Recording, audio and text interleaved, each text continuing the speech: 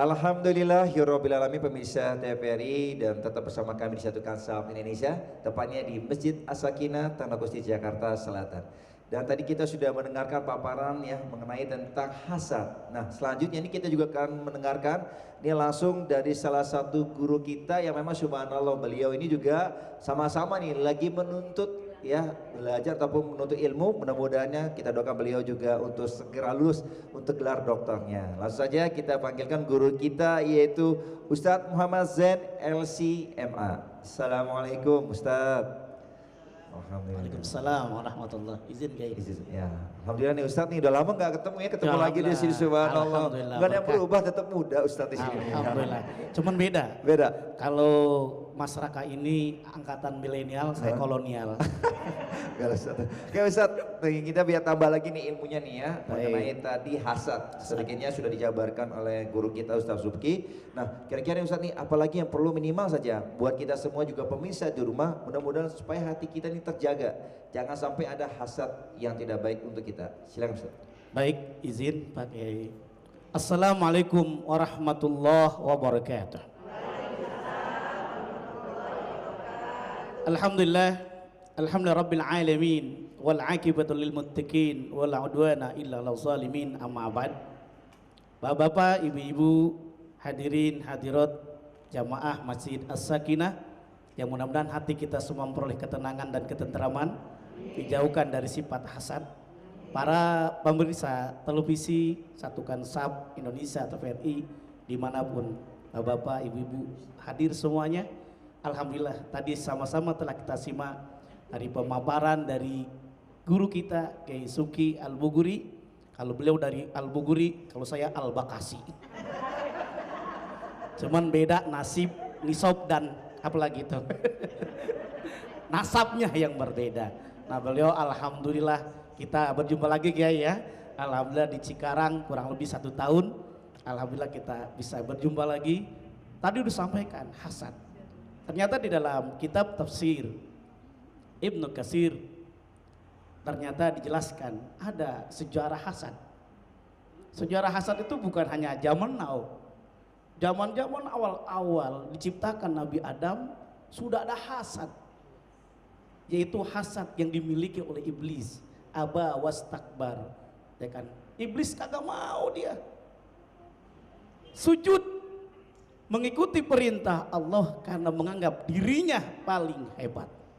Karena diciptakan dari api, Adam dari tanah. Kita juga sama, boleh jadi di Indonesia kalau zaman now kita bisa lihat nih, ada film sinetron yang biasanya yang sering nonton bapak-bapak, ibu-ibu nih. Alhamdulillah. Tapi di sini mah nggak ada yang nonton, emang apa? Ikut pengajian. Kalau di rumah nonton.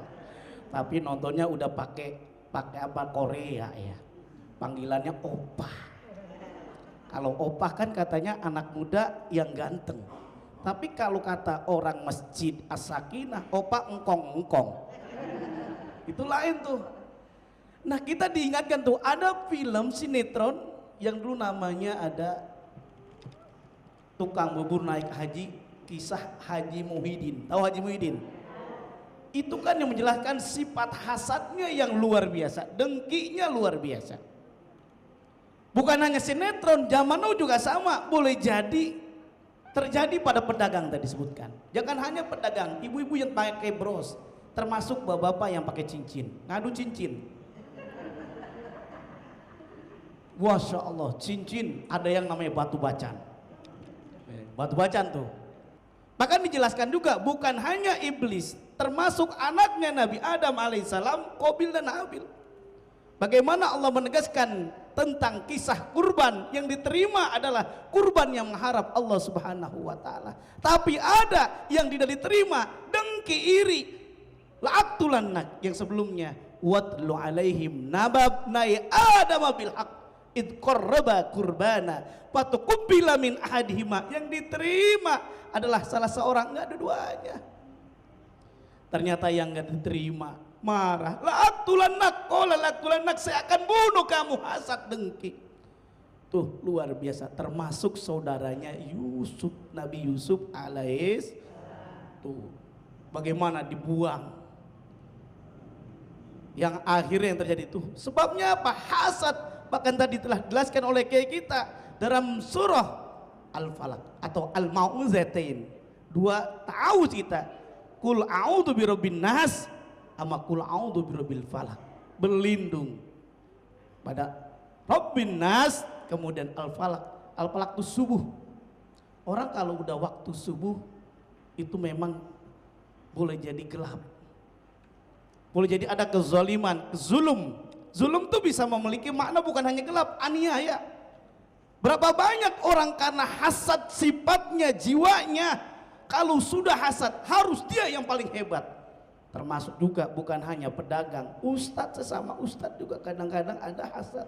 Makanya naudzubillah, menurut Al-Imam Al-Ghazali, sumber dari hasad adalah dari hati.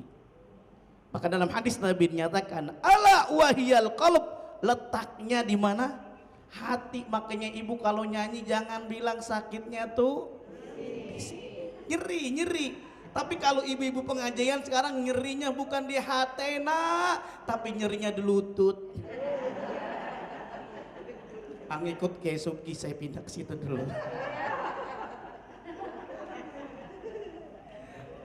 Udah ada garisnya gitu. Ntar kalau kita ke sana lain lagi gitu kan.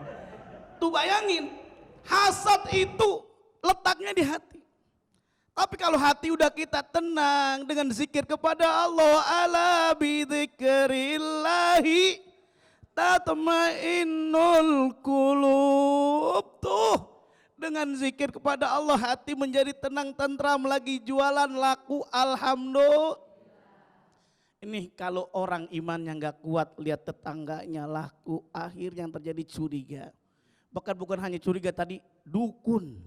Percaya sama dukun, ketik teks spasi. Anda lahir hari Selasa nggak cocok kerja di air. Lah tukang cendol berhenti.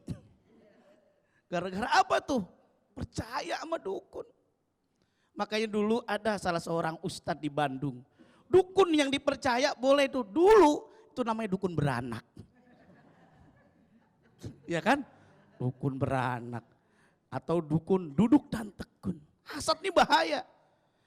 Wa min syarri hasidin idza hasad. Kalau udah orang pendengki, kalau udah dengki apa saja dilakukan, menghalalkan berbagai macam cara.